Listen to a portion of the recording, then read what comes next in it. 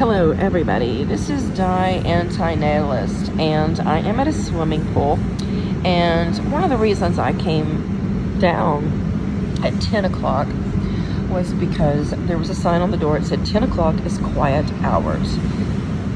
I came down at 10:05 and there was a child about 6 or 7, I don't know, and then his dad was with him.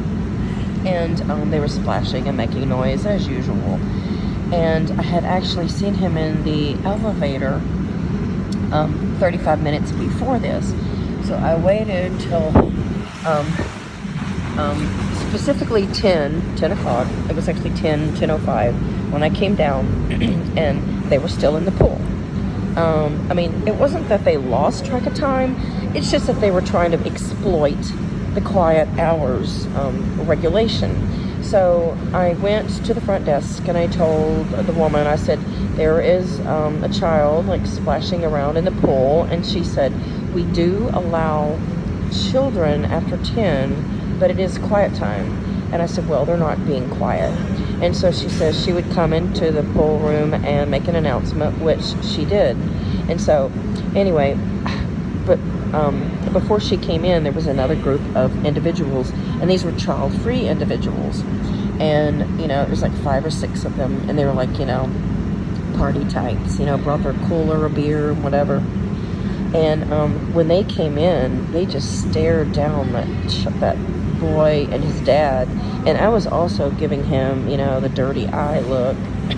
And then the receptionist came into the pool, and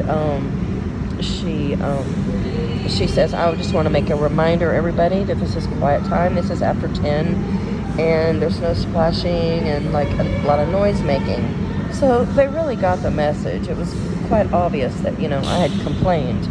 And so the other group of individuals that, you know, they're drinking and they're, you know, I mean, they're in their 30s and 40s, and, you know, I mean, it's just a different environment.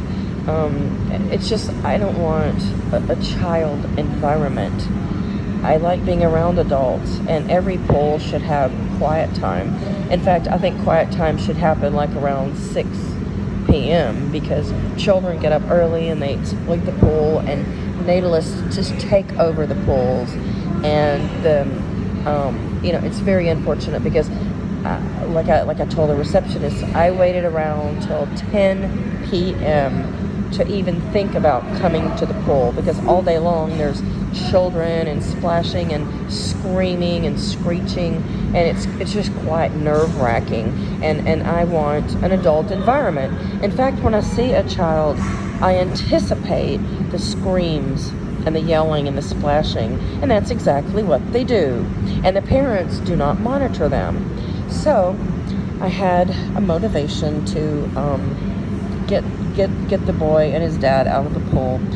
So the best motivation that I did, I'm not going to mention all my tricks, but the best trick and the one that worked, I actually, when I came into the pool and spa area, I was in the hot tub, and you know, I didn't even want to be near the breeder and his child, and so I was in the hot tub. But I figured I was giving him his own space. I was giving him the boundary of the entire swimming pool. So what I did was, me and my friend, we invaded, if you will, the swimming pool section, and that put a real damper on his little splashy game. So, you know, as soon as we entered the pool section where the breeder and his child was, the dad goes, well, you about ready, son? He goes, I'll give you a couple more minutes. So literally my trick worked, and this only works because it was quiet time. So they knew that there was, you know, a curfew, basically a breeder curfew.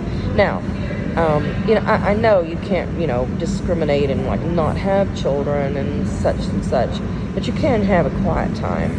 And so definitely if I had, you know, a business, I would insist on quiet time or quietness or quiet sections. Like if I had a restaurant, I would have a quiet section and And you could not invade that with your children. I would just absolutely prevent children in a quiet area because they always make noise. It is not predictable.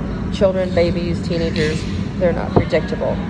So, you know, the natalists, they want their cake and eat it too.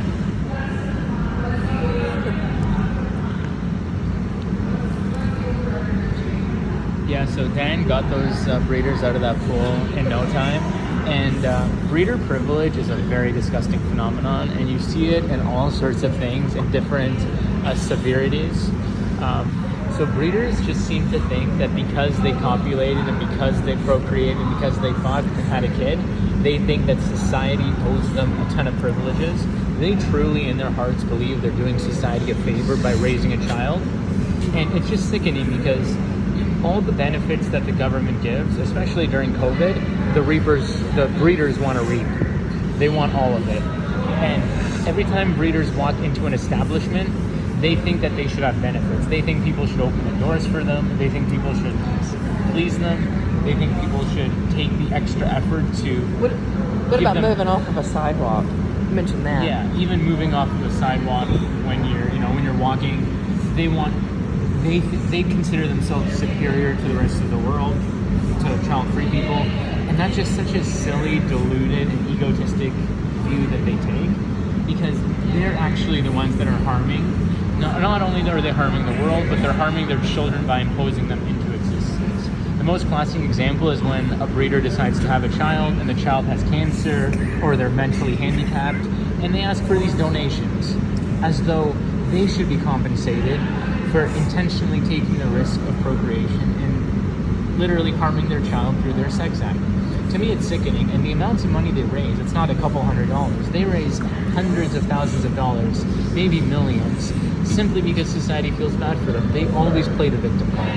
And you see this, as I mentioned, in different severities. This one is fairly mild. They think they have privileges in the pool, but other breeders think society owes them millions of dollars, and that people should pity them and people should look up to them.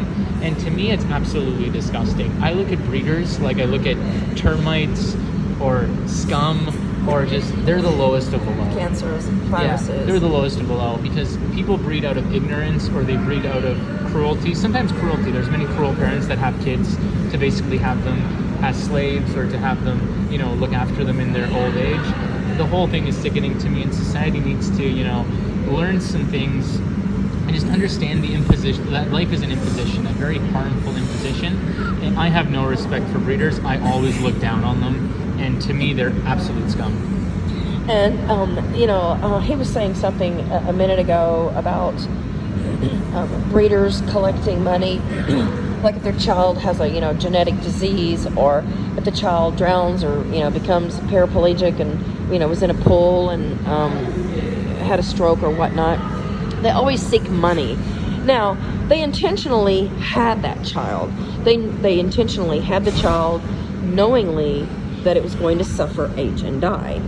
Now, death is a very small part of the equation, right? I mean, death is just like an inch of life. And the suffering and the work and the slavery, the blood, sweat, and tears is, 80 years. Let's say it's 80 years. Now, it strikes me as very, very, very selfish that breeders try to collect money when their child is somehow, victimized by life and, for instance, gets paralyzed, and then they need all this money to pay for housing or special wheelchairs, special equipment, or excess medical treatment and surgeries. That's just like if I went skydiving or bungee jumping, and let's say I had an accident and I was paralyzed, and then I just seek money to support myself and claim poor me, poor pitiful me, because that's exactly what the breeder is doing when they're collecting money for their children. They brought those children into existence. They knew that they would be harmed and eventually die. So breeders don't deserve any piece of the government pie. So anyway, thank you for watching my video. And it, you know, right now it's a very adult environment, and I don't mind adult noise. I mean, unless it gets, you know, extreme and like, you know, just really obnoxious. But children's noises don't belong in public. They belong in your own den and in your own on your own playground, or in a public playground, or in the churchyard where they have, you know, swing sets and slides. To me, noise in public should never be accepted, whether it's a swimming pool, a mall, just anywhere. So anyway, if anybody's watching this that you know, has a hotel, please listen to child-free people who do complain, because we have a smaller voice. And when one child-free person complains, they're speaking for hundreds more. They just feel like they don't have a voice. But I guarantee, if you offer a quiet time in your pool's facilities, or your sauna, your hot tub, you will get lots of adult attention. You will get lots of adult activity and participation. So I hope hotel and hospitality industry individuals are watching this video, because one voice speaks for many. And just because not everybody speaks up doesn't mean that they don't want to speak up. They just feel that they don't have a powerful enough voice. And breeders are the majority, and but they are not solely paying for their rights in society. Child-free people are paying taxes, and they are paying heavily by sharing amenities at pools, hotels, and restaurants. Because even if you go to a public park, it's full of swing sets and slides and jungle gyms and children's accoutrements and kinder crap. So it's just extremely unfair to a child-free population who never had kids, never wanted kids, never shouldn't be responsible for kids physically. So thank you for watching our video.